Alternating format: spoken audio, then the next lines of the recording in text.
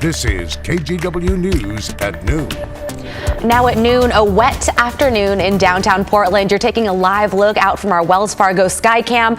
We are expecting days of rain here in the Northwest to welcome in fall. Thanks for joining us. I'm Christine Pitawanich. This week's rainy weather is the wettest stretch we've had in months following a pretty dry summer. Let's get right to meteorologist Rod Hill. Rod, fall is here. Yeah, it is. The overwhelming important headline is to remind you that we're not dealing with any watches, warnings, advisories. It's just good old-fashioned rain with a noticeable breezy to gusty south wind at times, especially over at the coast.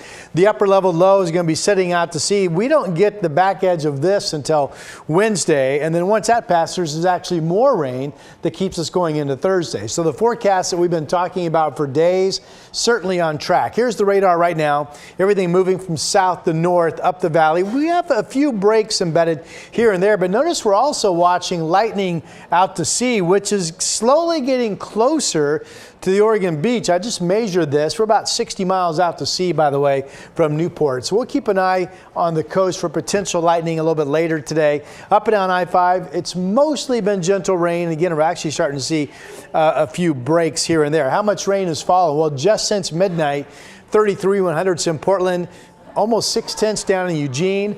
Just since midnight, 1.67. And remember, this is where that Flat Rock fire is and a cluster of fires down in the southwestern corner of our state. So that is absolutely wonderful news. We've got 4/10 of an inch of rain that's fallen up into the Kelso area. And of course, the rain numbers, we'll talk more about this coming up in my complete forecast, but you can see some hefty numbers expected between now and say Thursday. We're at 62, and Christine, with the rain and the clouds, temperature won't do much this afternoon. Back to you. Okay, yeah, good to know. Thank you, Rod. Here are some of the other local headlines we're following this noon. The trial over Oregon's strict new gun law is set to wrap up today in Harney County. Voters approved Measure 114 last year. It requires a permit to buy a gun, a background check, and bans large magazines. A federal judge ruled 114 is constitutional, but the state lawsuit in Harney County put the measure on hold. The trial resumed at 9 o'clock this morning. Tomorrow is the last day to apply for the affordable housing wait list in Washington County. 244 units are available across the county. The 2 to 4 bedroom units don't have a set cost, but the average will be about $421 a month. Families spend 30% of their income and the Housing Authority pays the rest. Again, that application deadline tomorrow at 5 p.m. And a house caught fire in Milwaukee's Lake Road neighborhood last night. Clackamas Fire got the call around 7:30. Look at those flames. Firefighters, though, they were able to keep it from spreading with help, of course, from Portland fire crews. No one was hurt. The cause is under investigation. And those are some of your other local headlines. Now to a deadly crash in Washington County that killed one person and hurt 3 others early Sunday morning. It happened around Southwest 175th near Cooper Mountain Lane. The car rolled over and ended up in a ravine. Deputies say 19-year-old Jesse Wagner of Beaverton was driving the car and died in the crash. They say he wasn't wearing a seatbelt. 3 passengers were hurt, but they should be okay. They are 18, 19, and 20 years old. Investigators say the group was coming from a house party in Sherwood, and speed, alcohol, as well as possibly drugs may have played a role in the crash. A terrifying robbery at a North Portland bar last week has workers there shaken up. Surveillance video shows a thief threatening an employee with a machete before taking off with tens of thousands of dollars. Other businesses in the neighborhood say they've had break-ins too. Thomas Schultz has the story. I am very scared. Perch Bar and Grill in North Portland is a longtime favorite. For decades, many in the St. John's neighborhood have gathered here.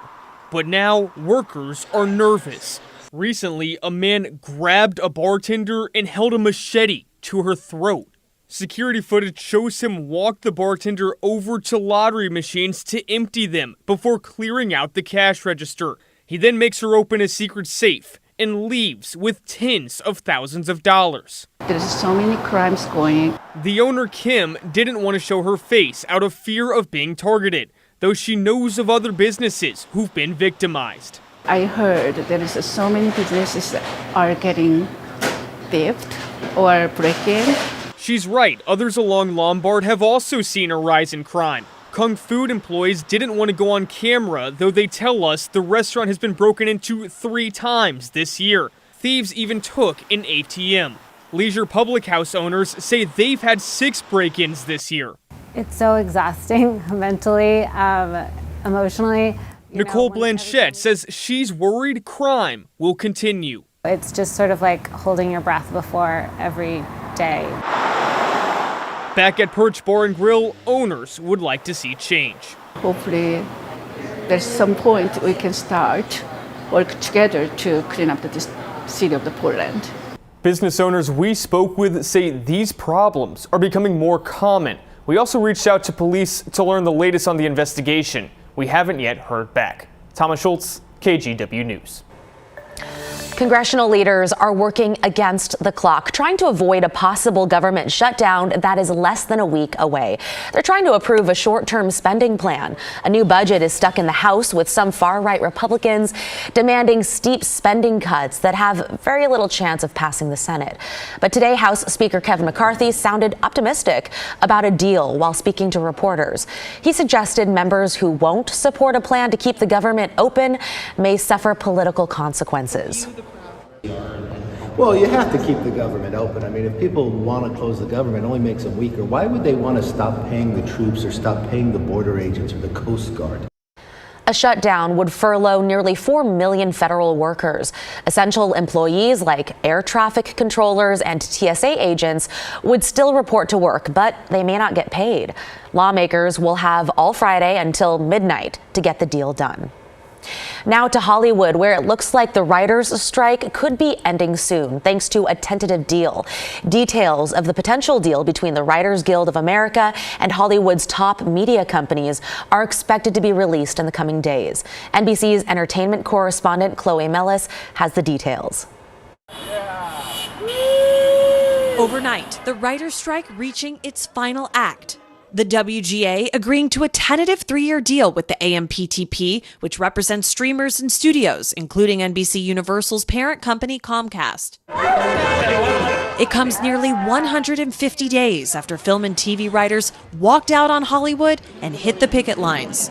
While specifics are not yet known, the deal likely promises higher residuals from streaming, higher wages, and protections against AI.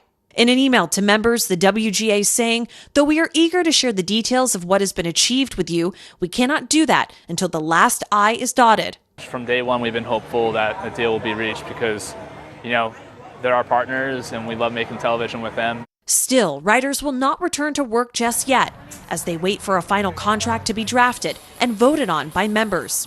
The union instead encouraging writers to join the actors who remain on strike, meaning it could take weeks or even months for Hollywood to see a full reboot. No one wants to cross the picket lines. Writers and actors taking to social media overnight to express their relief, including Michael Shea of Saturday Night Live writing, "I guess we back," and actress Mindy Kaling posting, "Can't wait to go back to work and see my people." Welcome, everybody! While daytime and late-night talk shows will likely be the first to be back on air, experts say the summer stoppage in TV production means new episodes of hit scripted shows may not return until next year, replaced this fall with reruns and reality TV. The Hollywood shutdown having big effects on the big screen, too. Studios already pushing back some major movie releases to 2024, including blockbuster sequels like Mission Impossible, Dune, and Gladiator. Is this not why you were here? Now with the writers reaching a deal, Hollywood is one step closer to being back in action. Meanwhile, President Biden says he is joining the United Auto Workers picket line tomorrow in Michigan. Roughly 5,600 GM and Stellantis workers joined the strike over the weekend, including employees at this Chrysler facility in Beaverton on Southwest Allen Boulevard. Ford was spared additional strikes after the company met some of the union's demands last week. The union wants better wages and insurance benefits for workers. Okay, so players with the Pittsburgh Steelers are back home today after their plane made an emergency landing while traveling after their Sunday night football game.